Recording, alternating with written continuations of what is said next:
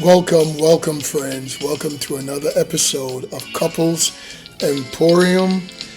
This is Sandy, and I am Lincoln, and we have another interesting discussion to share with you today. Yes, we This do. is episode 15, and today's title is Why Couples Stop Feeling Close and How to Reconnect. Why couples stop feeling close and how to reconnect.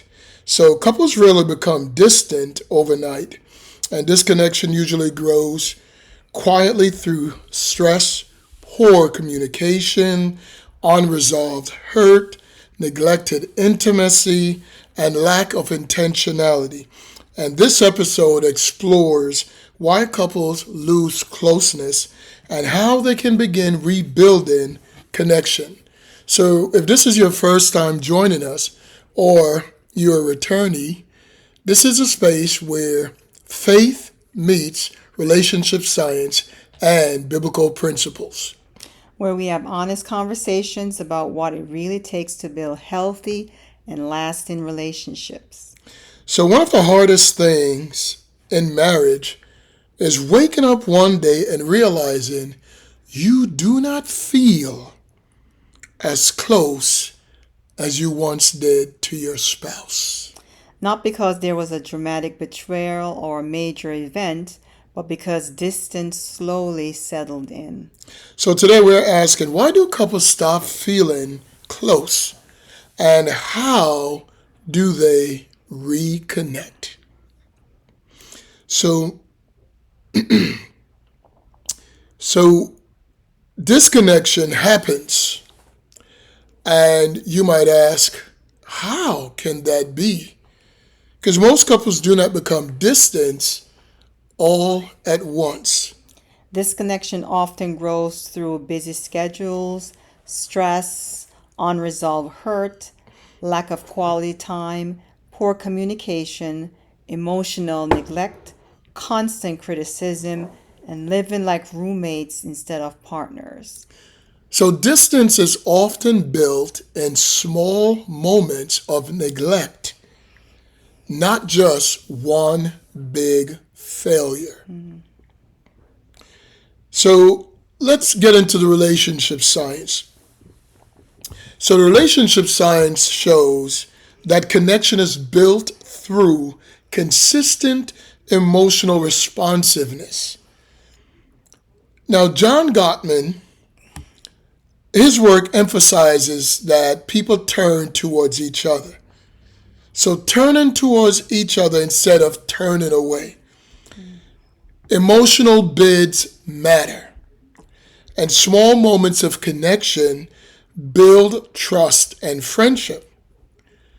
So I'm going to share the four horsemen as described by the Gottmans. And similar to the four horsemen of the apocalypse, these four communication style usually can trigger the breakup of any relationship. So the first one is criticism. So criticizing your partner is different than offering a critique or voicing a complaint. The latter two are about specific issues, whereas a former is an ad hominem attack. It is an attack on your partner at the core of their character. And in effect, you are dismantling their whole being when you criticize. The important thing is to learn the difference between expressing a complaint and criticizing. So here's a complaint. I was scared when you were running late and didn't call me. I thought we had agreed that we would do that for each other. So that's a complaint. Now here's a criticism. You never think about how your behavior is affecting other people. I don't believe you are that forgetful. You are just selfish. You never think of others. You never think of me. Never You see would. the difference?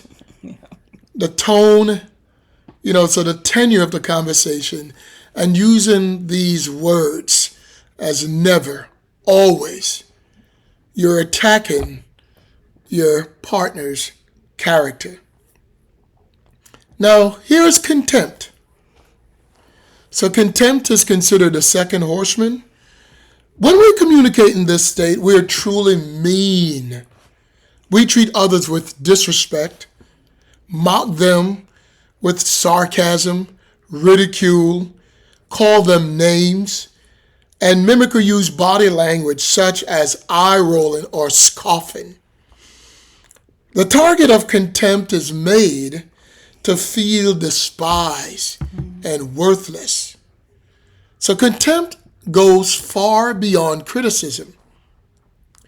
While criticism attacks your partner's character, contempt assumes a position of moral superiority over them. You're tired? Cry me a river. I have been with the kids all day, running around like mad to keep this house going, and all you do when you come home from work is flop down on that sofa like a child and play those idiotic video games. I don't have time to deal with another kid. Could you be any more pathetic?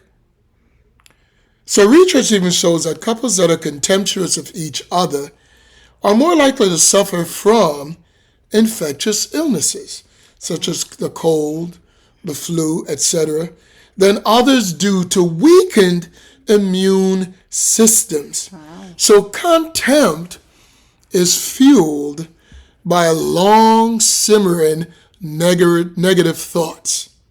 So it's not an overnight thing. It's long simmering, so it's been bottled up inside of you for a while. Days, maybe even weeks, even months. So when it comes to a head, the perpetrator attacks the accused from a position of relative superiority. So here's the third one, defensiveness. So defensiveness is typically a response to criticism, and we have all been defensive. And this horseman is nearly omnipresent. So relationships are on the rocks. So when we feel unjustly accused, we fish for excuses and play the innocent victim so that our partner will back off. So unfortunately, this strategy is almost never successful. Our excuses just tell our partner that we don't take their concerns seriously and that we won't take responsibility for our mistakes. So here's a question. Did you call Betty and Ralph to let them know that we're not coming tonight as you promised this morning? So here's the defensive response.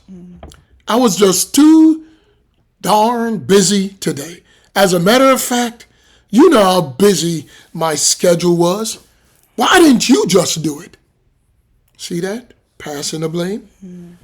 So this partner not only responds defensively, they reverse the blame in an attempt to make it the other partner's fault. So that is defensiveness. Now the last one, or the fourth one, stonewalling. So stonewalling is usually a response to contempt. Stonewalling occurs when the listener withdraws from the interaction. They shut down and simply stops responding to their partner. Rather than confronting the issues with their partner, people who stonewall can make evasive maneuvers such as tuning out, turning away, acting busy, or engaging in obsessive or distracting behaviors. It takes time for the negativity created by the first three horsemen to become overwhelming enough that stonewalling becomes an understandable out. But when it does, it frequently becomes a bad habit. And unfortunately, Stonewalling isn't easy to stop. It is a result of feeling physiologically flooded. And when we stonewall, we may not even be in a physiological state where we can discuss things rationally. So if you feel like you're stonewalling during a conflict, stop the discussion and ask your partner to take a break. All right, I'm feeling too angry to keep talking about this. Can we please take a break and come back to it in a bit? It'll be easier to work through this after I have calmed down. So then usually what you would do is just give some time. You might say 20 minutes or 30 minutes. But the thing is never to just stop talking, because that will fuel the stonewalling. So friendship and emotional intimacy are central to marital stability. So just be mindful of these 4 communication styles that are so destructive, they can ruin a relationship. Sam? Often couples think intimacy is lost only in the bedroom, but emotional closeness usually starts breaking down long before that. So here are some biblical principles.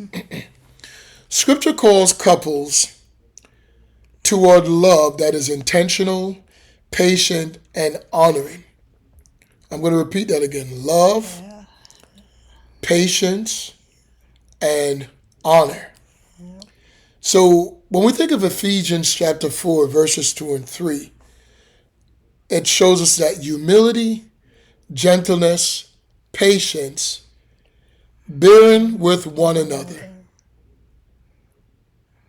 So it's so important that we give each other grace. And 1 Corinthians 13, 4-7 says, love is patient, love is kind, and it's not self-seeking. Very important, because it means that you're considering your partner or your spouse. And then in the Song of Solomon, chapter 2 and verse 15, it says, catch the little foxes that spoil the vine, because if you do, they won't ruin the harvest. So if you are able to pinpoint these little issues early, you keep them from becoming a big, gigantic, and enormous situation. In Romans 12, verse 10, it says to be devoted to one another in love. It is so important that we keep our eyes on our partner and our spouse, and that we stay devoted to them.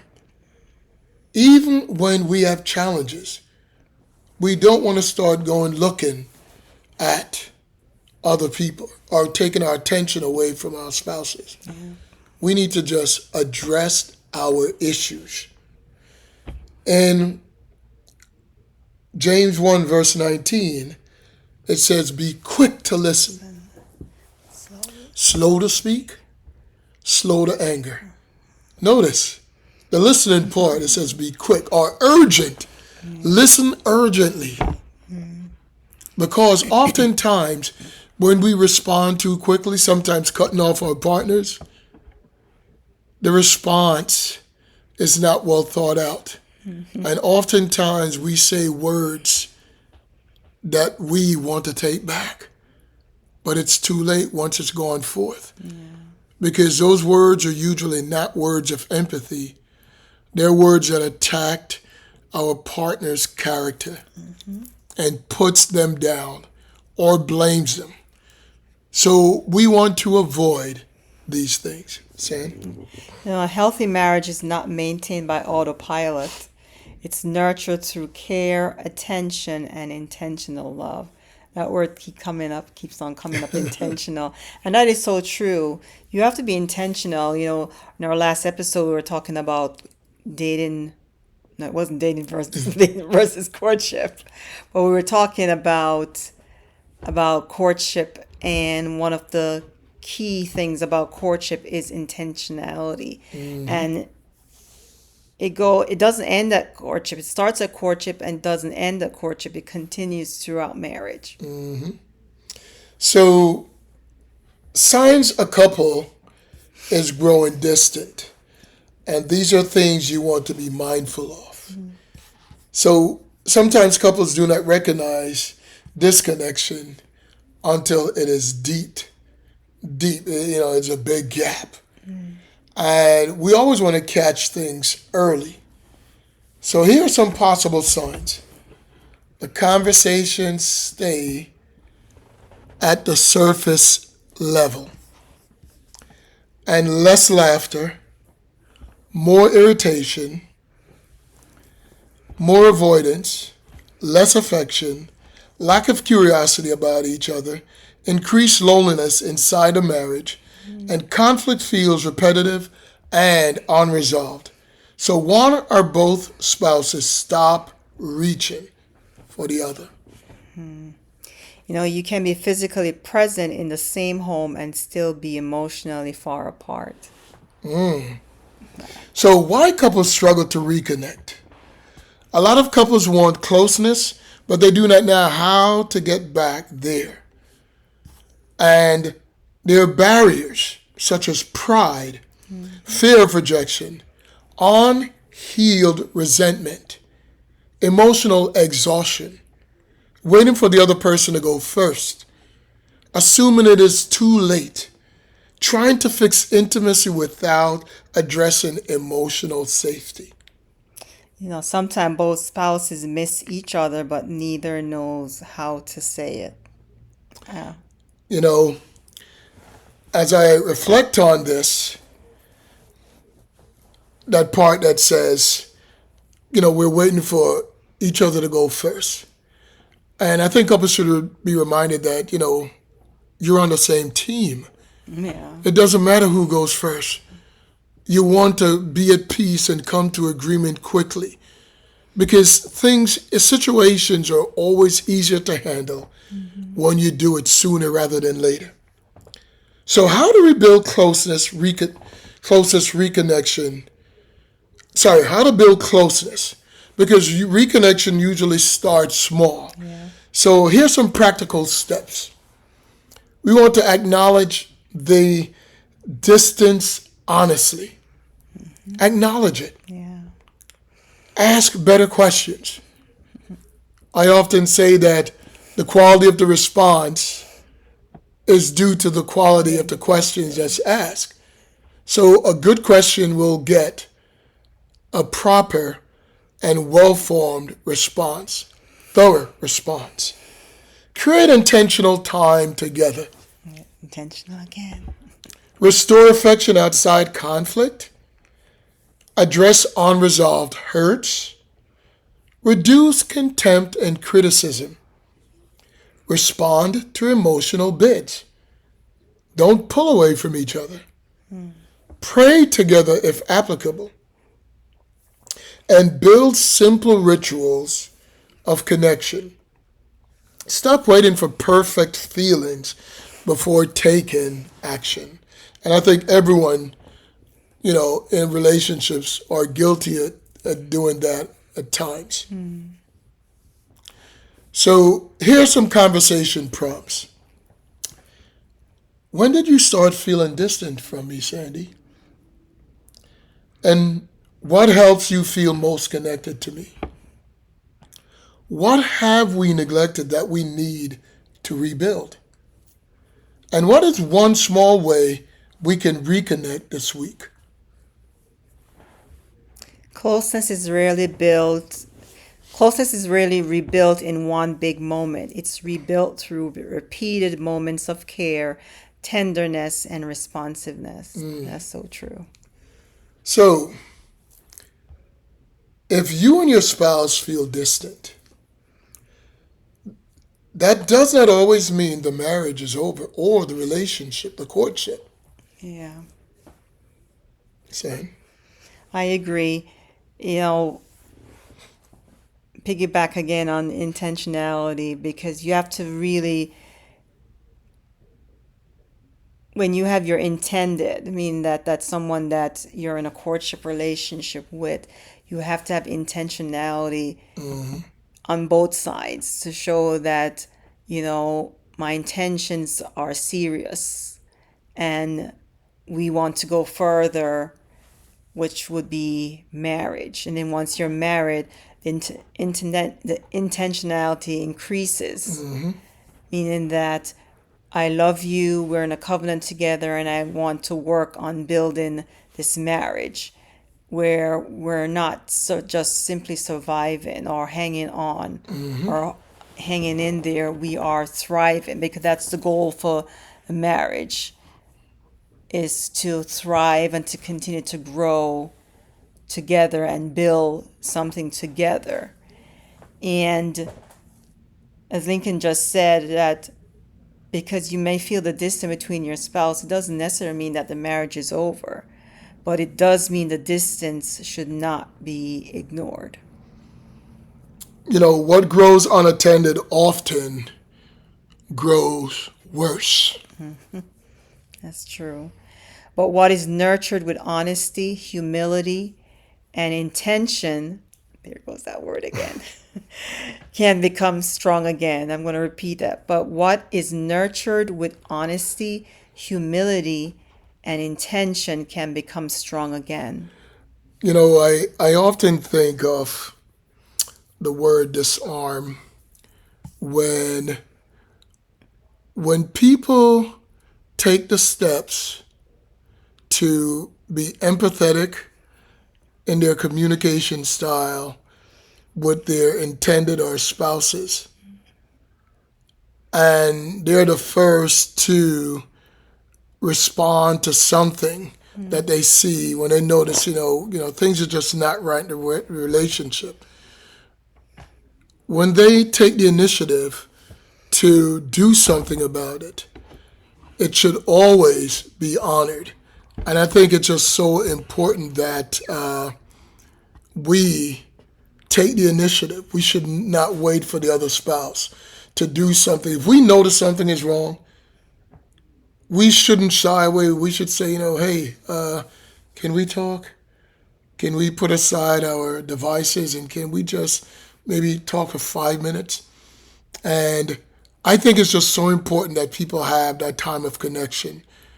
I don't care if it's 15 minutes, even 5 minutes. And I know in this modern age of technology and with both spouses working, that we can often get so busy that we don't even have time for each other. So I think it's just so important that not only are we making intentional time for each other, and I said even if it's 15 minutes, because you're both worth 15 minutes, even 5 minutes. Yeah.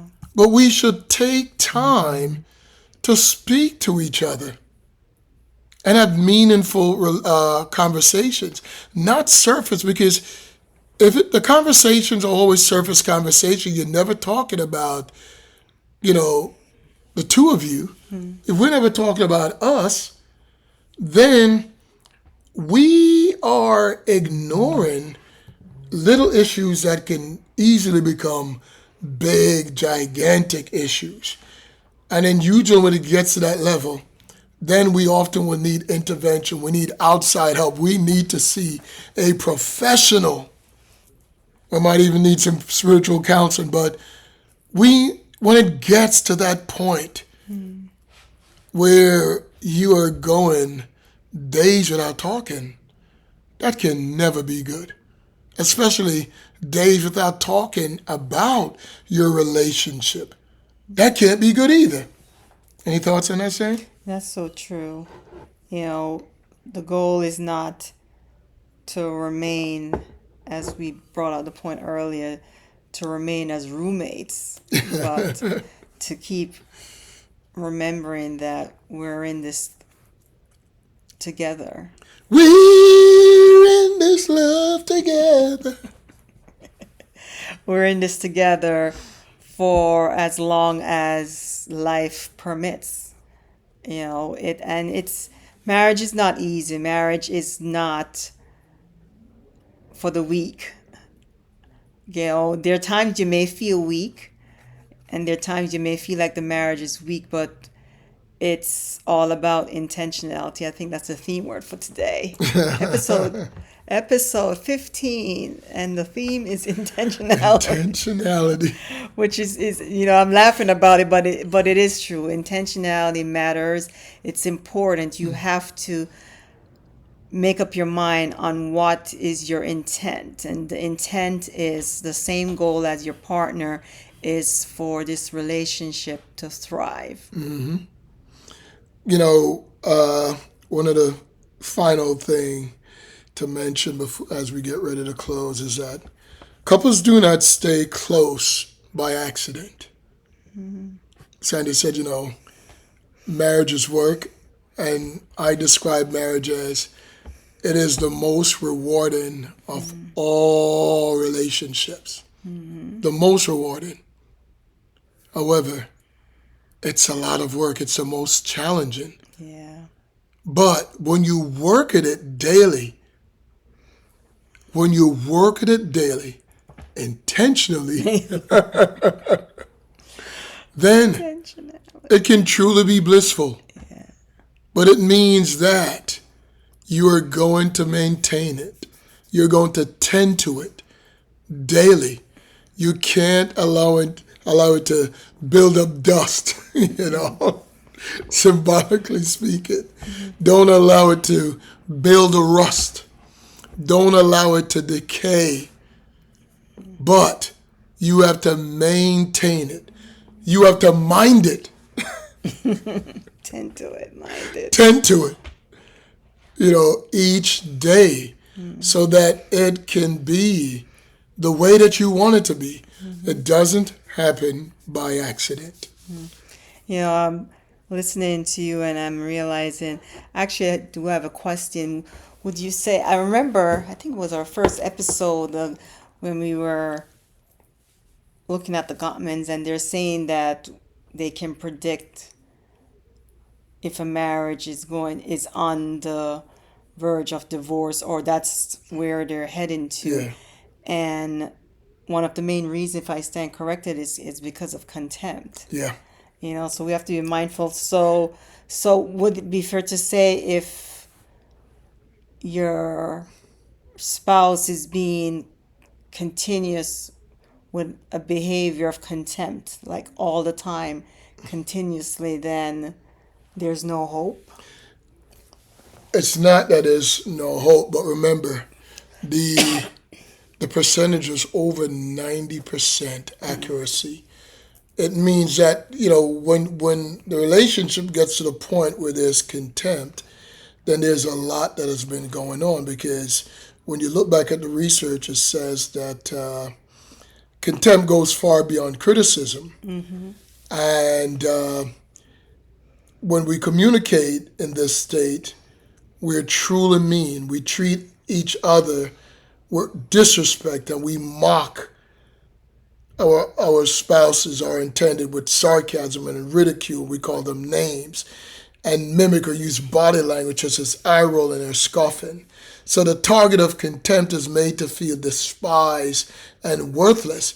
So for us to get there, it means that there were issues going on for a while, because that does not build overnight.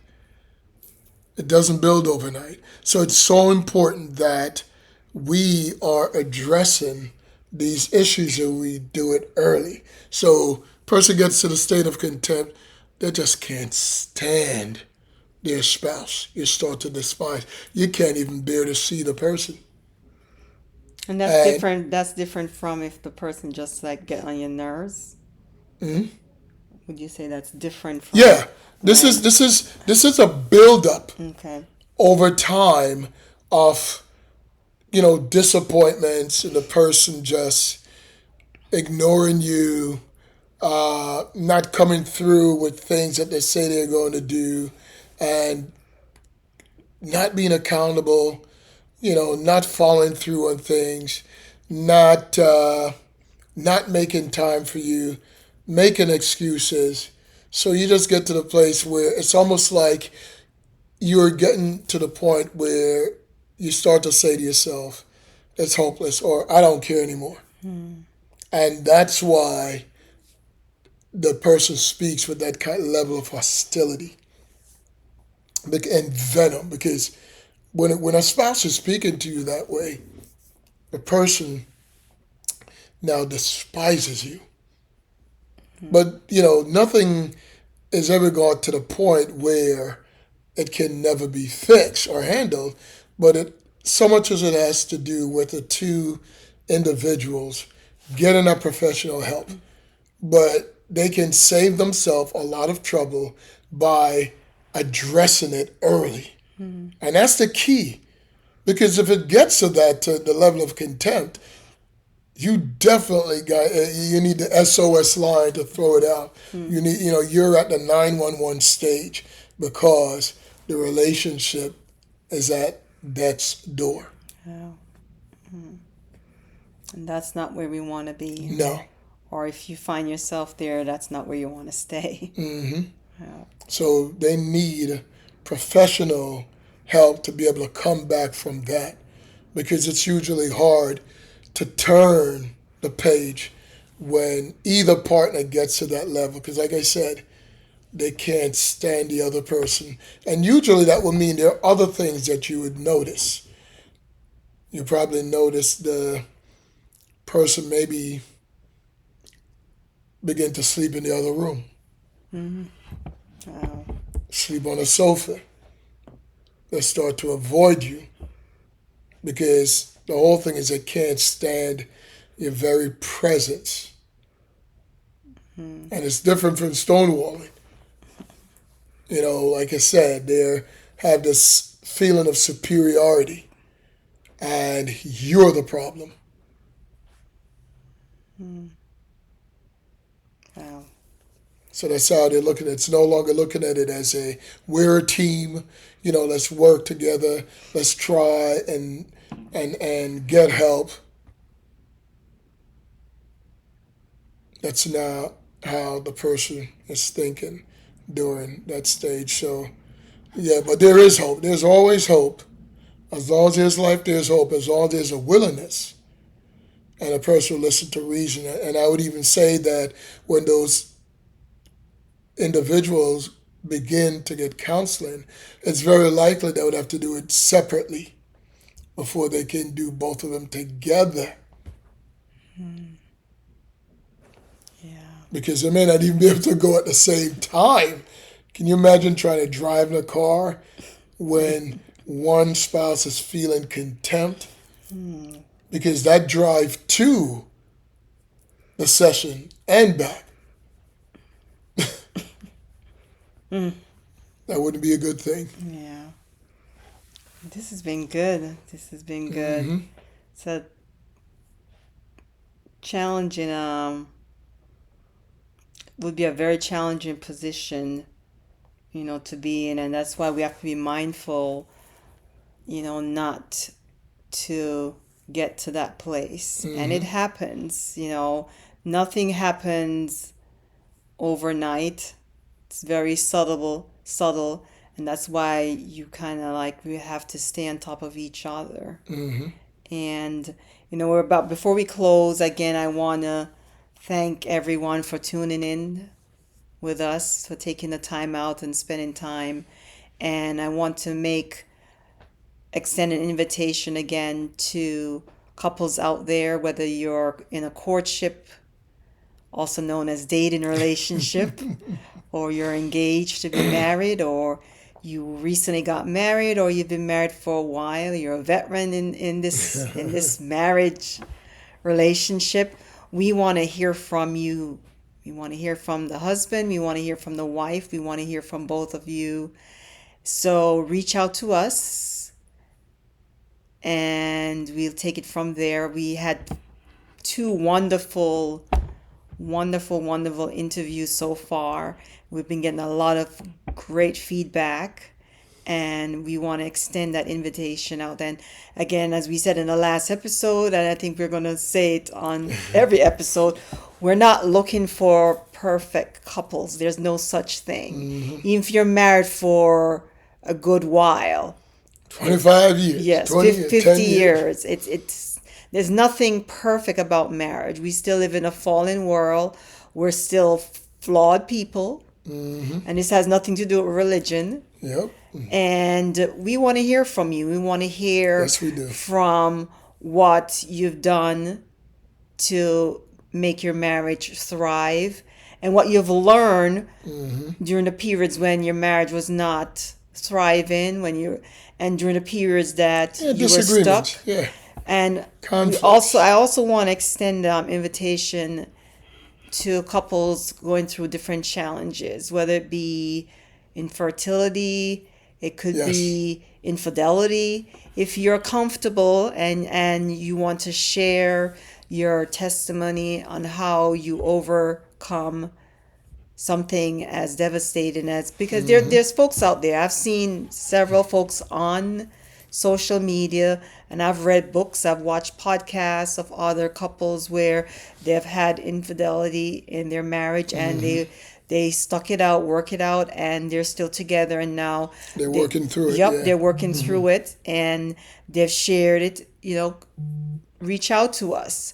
You may be having, you went through an infertility journey and you finally was able to conceive. We'd love to interview Yes. and hear from you. And you may have gone through an infertility journey and it was not successful. We still want to hear from you.